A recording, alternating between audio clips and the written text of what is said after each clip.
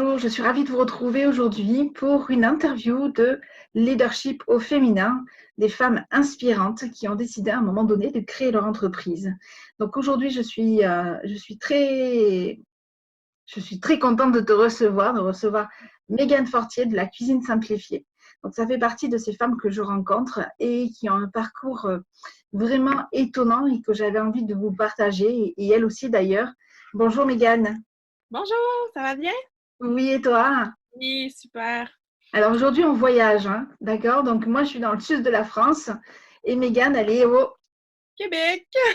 Voilà, super! Juste un petit décalage, c'est pas grave. Oui, Mhm. t'inquiète. Est-ce que tu peux...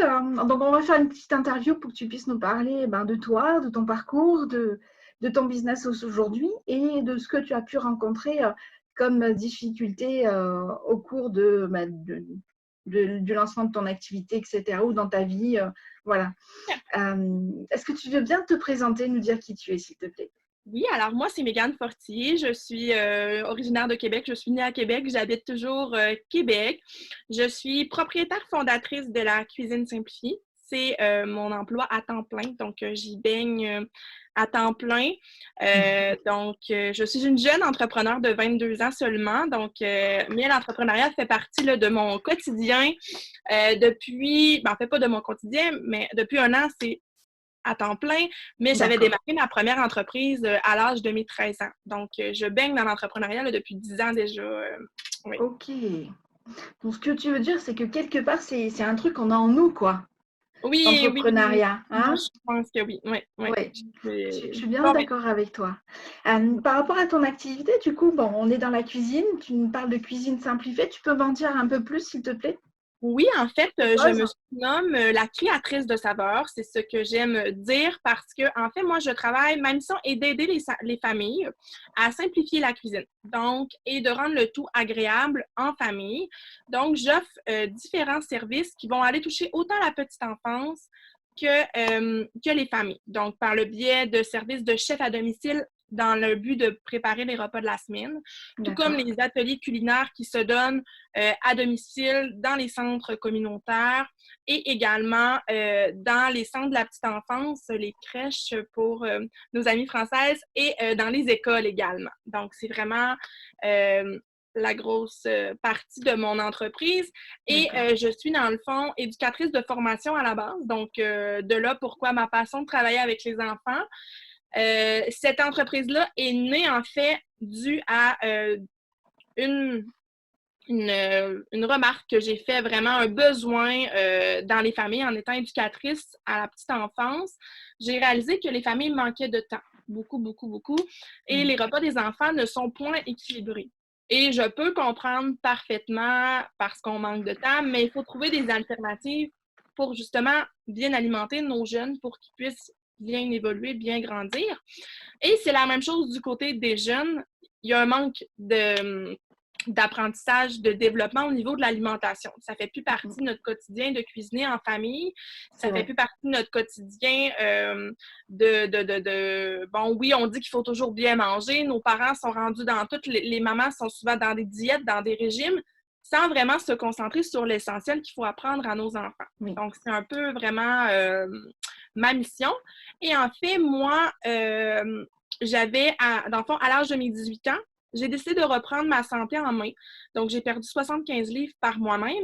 Et c'est de là que la passion vraiment pour les saines habitudes et la cuisine est née. Après ça, j'ai D'accord. constaté le besoin en plus.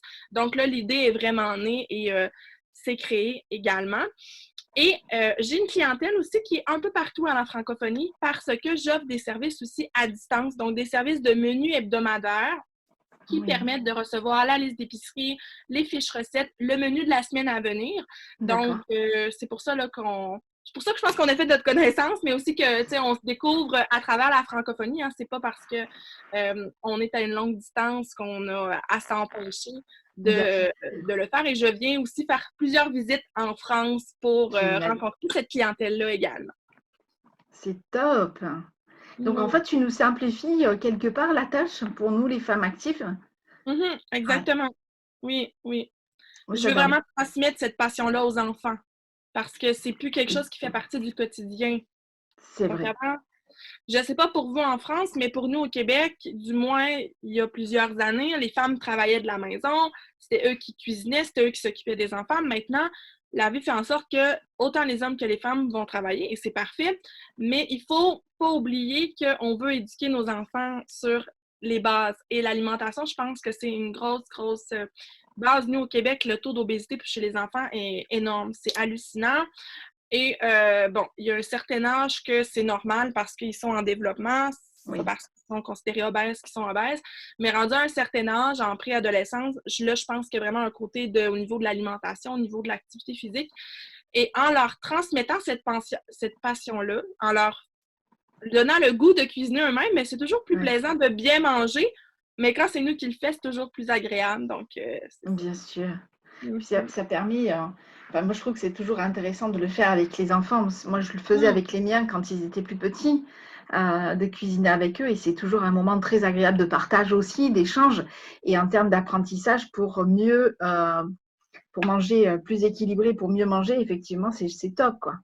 C'est Oui, génial. ça permet d'introduire facilement à vous qui va écouter, là, qui écoute cette interview-là. En fait, ce que je peux vous dire aussi, c'est que de cuisiner avec vos enfants va vous permettre de leur amener des nouveaux ingrédients qui vont être plus faciles à faire découvrir parce que c'est eux-mêmes qui vont l'avoir cuisiné. Donc, c'est toujours plus délicieux quand c'est nous qui l'a cuisiné.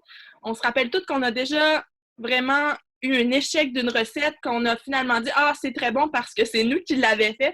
Donc les enfants sont un peu du même principe. Quand c'est eux Oui. qui ont créé quelque chose, quand c'est eux qui l'ont cuisiné, ben ils vont goûter, ils vont dire oui je veux goûter et ça leur permet d'introduire des nouveaux aliments, peu importe leur âge. Donc, vraiment. C'est vrai, c'est tout à fait ça, oui.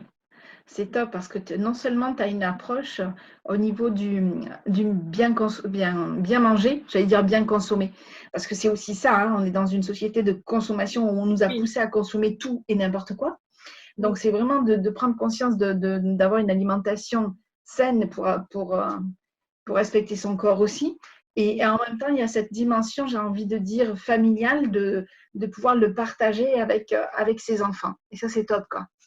Ça, c'est Mhm. top. C'est du même principe aussi que c'est beau que c'est maman qui cuisine toujours à la maison, mais si tout le monde met la main à la pâte, autant papa, maman, Oui, les enfants, on gagne aussi énormément de temps. Alors, si on oui, n'a jamais éduqué nos enfants à utiliser un couteau, on n'a jamais éduqué nos enfants à mélanger dès le jeune âge, c'est normal que ça ne se fait pas automatiquement. Tandis que si on oui, crée ça sur mesure, ben, on peut y arriver. Donc, c'est on vrai. gagne du temps aussi en cuisine.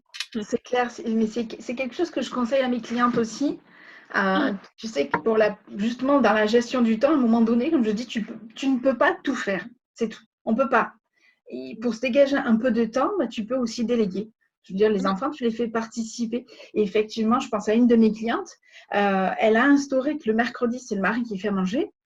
Et le vendredi soir, ils se font un repas dînatoire, quelque chose de beaucoup plus simple, et tout le monde met la main à la pâte avec les Oui, enfants, etc. Donc, super.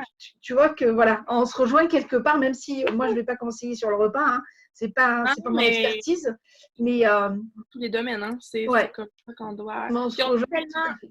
nous avons tellement d'outils disponibles. Mm. Tu sais, souvent, moi, j'ai des clients qui me disent oui, mais là, mon garçon a 3 ans. Oui, mais il y a tellement d'outils adaptés pour eux. Et c'est un Ouais, peu aussi dans mes compétences de trouver du matériel là, pour, euh, pour ma clientèle, de pouvoir leur proposer des différents produits. De là, pourquoi je suis en train aussi de créer une boutique en ligne avec plusieurs produits d'un peu ah, partout pour génial. amener justement l'éducation chez les enfants, mais souvent, on n'a pas le matériel Oui, nécessaire. je comprends. Ah, c'est top, c'est génial. Euh, Est-ce que ça a été facile de te lancer dans l'entrepreneuriat? Facile, non. En fait, je dirais, je pense que j'ai une force vue à mon passé qui fait en sorte que je suis pas je suis quelqu'un qui est d'une grande rêveuse. C'est quelque chose qui m'a vraiment permis quand j'ai décidé, en fait, pour vous mettre en contexte, dans le fond, en septembre, pas qui viennent de passer, donc l'autre année d'avant, j'ai décidé de me joindre à un marketing de réseau qui faisait la vente de produits alimentaires. Bon, moi qui aimais beaucoup, ça faisait plusieurs D'accord, années que j'utilisais les produits qui avaient une valeur nutritive qui était avec mes valeurs, qui était d'accord. vraiment saine et tout ça, qui est une entreprise canadienne. Et dans le fond, j'en faisais la promotion. Donc, j'ai commencé à vraiment plus cuisiner. Et le week-end, j'ai commencé à donner des ateliers. Bien sûr, j'étais encore éducatrice de formation, alors je travaillais à temps plein la semaine. La fin de semaine, je donnais mes ateliers. Alors, ça commençait à être beaucoup. Et moi, grande créatrice, j'avais plusieurs idées qui commençaient à émerger. Oui, c'est ça. Et là, je me disais, bon, là, il faut vraiment que je trouve une solution. Et le manque d'emploi faisait en sorte que même si j'avais une journée de congé par semaine en tant qu'éducatrice, je ne pouvais jamais l'avoir. Parce que, bon, il y avait toujours une éducatrice absente ou un manque d'employés. Donc, je devais toujours rentrer. Donc, j'avais pas cette journée-là que je m'étais dit, je la consacre à mon entreprise, que je veux démarrer et lancer. Donc, ça, je dirais que ça a été le bout difficile. Et quand je dis que j'ai cette force à l'intérieur de moi, c'est que durant les vacances de Noël, je me suis dit non, non, non, non. Je suis passionnée par mon métier d'éducatrice. Je suis passionnée par les saines habitudes. Le week-end, j'adore. J'ai pas l'impression de travailler, tandis que la semaine, je suis brûlée, je suis fatiguée, j'ai plus d'énergie. Alors là, je me suis assise, j'ai élaboré un plan, j'ai trouvé d'autres idées. J'ai lancé ça sur mes réseaux, donc, dans le fond, moi, je donnais juste les ateliers le week-end, alors par enfant et des cuisines en but de préparer les repas de la semaine avec un petit groupe. Donc là, j'ai eu l'idée du chef à domicile pour préparer les repas de la semaine, qui est un service qui n'existe pas. Je ne sais pas si ça existe par chez vous, mais à Québec, ça n'existe pas. Il y a les chefs à domicile pour des événements, pour des soupers thématiques, mais pour vraiment préparer les repas de la semaine, ça n'existait pas. Alors là, j'ai lancé l'idée et là, wow, ça l'a levé tout ça. Donc, cette force-là m'a permis d'arriver à mon retour de vacances et de dire à ma patronne, c'est terminé. Je te donne mon délai normal, mais après, je quitte et je vais voler de mes propres ailes. J'ai 22... En fait, dans ce temps-là, j'avais 21 ans. Ça fait pas longtemps que je suis éducatrice, ça fait pas longtemps que je suis sortie de l'école. Mais j'ai cette force à l'intérieur de moi qui me dit non, tu vas réussir. Et j'ai ces rêves et cette vision qui m'allume, qui me pousse à aller de l'avant. Et un an plus tard, donc ça fait 1 an présentement, je peux dire que je gagne le même salaire qu'éducatrice. Génial, bravo. Bravo. Donc, c'est pas facile quand on se lance. C'est pas, il y a des mois qu'on la cherche, notre argent, on la cherche, et souvent, ça va nous amener à être anxieuse, à changer notre mindset aussi. Donc, cette mindset-là, quand on a un mindset négatif, ça l'amène du négatif, donc les ventes ne rentrent pas, les clients n'arrivent pas. C'est une roue, hein? Donc, il faut vraiment aussi garder cette lignée de positif-là pour vraiment y arriver. Et je pense que c'est ça qui a fait en sorte que j'ai réussi à me rendre là à l'âge que j'ai. Donc, c'est un peu ça que je dirais sur cette année d'entrepreneuriat à temps plein. Oui, bravo, génial, génial. Qu'est-ce qui fait que tu lâches, tu m'as plus ou moins répondu, mais qu'est-ce qui fait que tu ne lâches rien en fait, que tu... En fait, je crois que ma mission est claire. La passion est là, premièrement. La passion est, du moins, fait partie de mon quotidien. Donc, les saines habitudes font partie de mon quotidien, me mettent à jour sur tout ce qui est alimentation, donc l'alimentation cétogène, l'alimentation sans gluten, qui font maintenant partie du quotidien de plusieurs. Aussi, les allergènes qui sont aussi très présents dans les familles. Donc, il y a beaucoup de... Donc, tout ça, c'est quelque chose qui me passionne. Et la force, en fait, moi, j'ai une vision qui, je le sais en fait, moi, je le sais que je serai dans la francophonie et même plus. Donc, je me vois en fait, je me vois même pas. Je le sais que dans tant de temps, je serai là. Peut-être ça ira plus vite, peut-être ça sera plus long. Les obstacles, on en a tous dans nous. Puis, je dirais que si on peut embarquer là-dedans pour parler, tu sais, oui, ça a été, mettons, une petite montagne russe cette année, mais ça n'a pas été une montagne russe comme j'ai vécu dans le passé. C'est en sorte que il arrivait des petites choses, puis je me disais, hey, regarde de où tu arrives pour avancer. Tu as tellement progressé en peu de temps que c'est pas grave. Tu sais, la petite obstacle, elle va passer. Il faut juste garder le mindset. Et c'est vraiment le mindset qui a fait une différence et la communauté auquel je me suis entourée. Donc, un ménage dans notre vie, c'est pas toujours facile à faire. Un ménage avec nos familles, nos amis et compagnie. Mais souvent, on a besoin de s'attirer des bonnes personnes et en se tenant dans un réseau positif qui vivent des situations similaires à nous, mais aussi qui nous comprennent. Parce que le domaine entrepreneurial n'est pas compris par tout le monde. Ceux qui ne sont pas entrepreneurs, ils ont beau dire ce qu'ils veulent, ils ne sont pas à notre place. Donc, moi, je leur dis toujours, mais regarde, quand tu seras là, on s'en reparlera.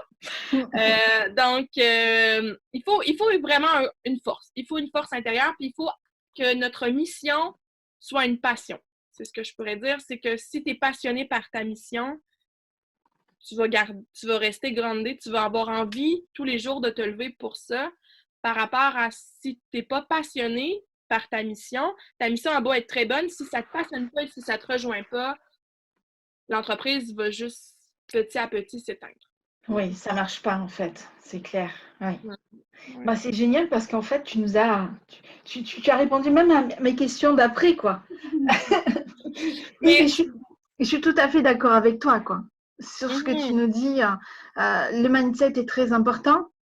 C'est la première chose. Il faut être passionné parce que si tu ne l'es pas, ben, tu n'as pas envie, quoi.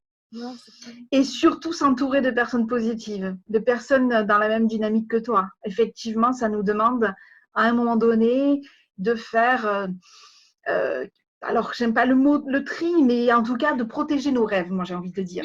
Voilà.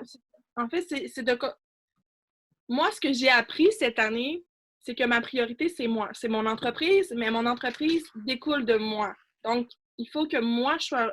Bref, il faut que je sois positive, il faut que j'aie un mindset, il faut que je sois bien avec moi-même pour que mon entreprise aille bien.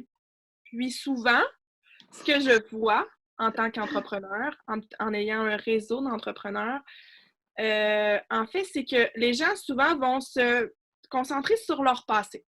Hein? Alors, je n'ai pas encore embarqué là-dedans. Peut-être qu'on aura l'occasion d'en parler davantage. Mais moi, je pourrais me focusser sur mon passé en me disant hey, c'était pas facile. Ah, toi, tu as tel diagnostic, tel diagnostic. Tu fais de l'anxiété généralisée, tu es hypersensible.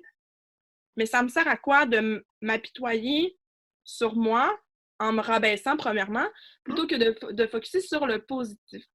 Sur Et ce que ce que tu as je trouve envie. drôle, c'est que dans les derniers jours, j'ai participé à plusieurs événements de réseautage dans mon groupe d'entrepreneurs il y a des nouveaux, tu sais, on vient de débuter une nouvelle année. Puis il y en a plusieurs que je le sais qu'ils vont cheminer. Mais là, ils démarrent une entreprise, puis la première chose qu'ils nous disent, c'est de parler de leur passé noir, leur passé négatif, qui n'est pas fait partie de nous, c'est ce qui nous amène à avoir cette force-là, qui nous amène à persévérer, Oui. qui nous amène à aller plus loin. Mais c'est pas en se concentrant sur son passé qu'on va aller plus loin. C'est vraiment en se concentrant sur ce qu'on veut pour l'avenir qui nous amène à Je aller suis tout à fait d'accord avec toi. Effectivement, notre passé, il fait partie de nous. C'est ce qui fait qu'aujourd'hui, on est là, toutes les deux. Ça nous a construites, j'ai envie de dire. Maintenant, effectivement, rester sur le passé et le ruminer pour être une victime, ça apporte rien. Donc moi, ça ne m'intéresse pas non plus. Maintenant, ce qui est important, c'est ce que tu le dis, c'est aujourd'hui, qu'est-ce que je veux? D'avoir la vision de ce que tu as envie et à ce moment-là, de travailler sur les choses qu'il y a aujourd'hui. S'il y a des blocages aujourd'hui, on travaille aujourd'hui. Mais on ne retourne pas sur le passé. Parce que si on retourne sur le passé, on n'en a pas fini. Hein. Non, non, vraiment pas. Et c'est cette fierté-là aussi qui nous a... Bref, moi, après un an, je trouve ça très drôle parce qu'en fait, comme je dis, j'ai eu mon année a été... ça n'a pas été une grosse montagne russe. Par contre, mon secondaire, c'est ce qui m'a fait vraiment prendre de la maturité, qu'on pourrait dire. Je peux brièvement effleurer le sujet parce que ça peut rejoindre des gens, mais encore là, comme je dis, pour moi, c'est du passé. C'est pas ça qui me fait avancer, mais ce qui me fait rire, en fait, c'est que moi, au secondaire, j'ai eu une grosse dépression. Tentative de suicide et compagnie, des suicidaires. Et on a fini par me dire que c'était mon anxiété. C'était en fait les gens autour de moi qui me créaient de l'anxiété, qui me mettaient une certaine pression et que je devais faire un certain ménage, que je me choisisse moi. Moi, j'ai toujours été quelqu'un qui aime donner, mais il faut que je sois capable de recevoir. Et c'est parfois ça qui est difficile. Et bref, j'ai manqué beaucoup d'écoles au secondaire, au collège, à cause de ça, dû à mon hospitalisation et tout. Donc, j'ai vécu dans un monde carrément qui était dans la même lignée que les autres, mais qui était complètement à l'opposé. Donc, des jeunes adolescents ne comprenaient pas ce que je vivais. Ils n'ont pas compris. Et même encore aujourd'hui, je suis même pas sûre qu'ils ont compris. Par contre, moi, j'aime bien, puis quand je dis la fierté vient avec, c'est pas de se vanter, mais c'est d'être fier de où on est rendu, de regarder quand même de où on part, par où on est rendu. Et moi, je reçois plusieurs messages par semaine, des courriels, des messages, des gens qui commentent mes photos, qui étaient avec moi au secondaire et qui m'intimidaient. Puis, oh, qui me trouvent donc merveilleuse aujourd'hui. Et moi, ce que j'ai envie de leur dire, puis ce que je leur réponds, souvent, je commente et je réponds, je leur dis merci d'avoir passé dans ma vie. Mais eux, ils ne comprennent pas. Tellement, mais ouais, ils se rappellent du jeune ado qui était en train d'intimider et tout. Moi, je me dis, sans eux, je ne serais pas rendue là aujourd'hui. Donc, c'est un peu ça. Faut voir le passé, mais il faut voir où on est rendu et pourquoi on est rendu là. Oui, j'adore. J'aime beaucoup ta manière de voir les choses et de les positiver, parce que c'est ce qu'il faut faire effectivement. Et c'est aussi pour ça que j'avais envie, suite à notre échange, de te proposer l'interview, parce que justement, je te trouve inspirante.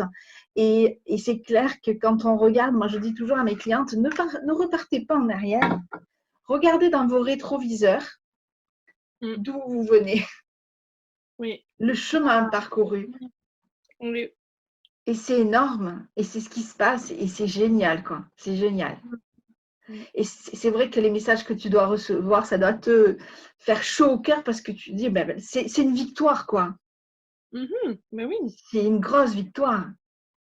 Parce que j'aurais pu décider de jouer la victime toute ma vie. Oui. De leur répondre, de les insulter, de prendre le mode vengeance, si on veut.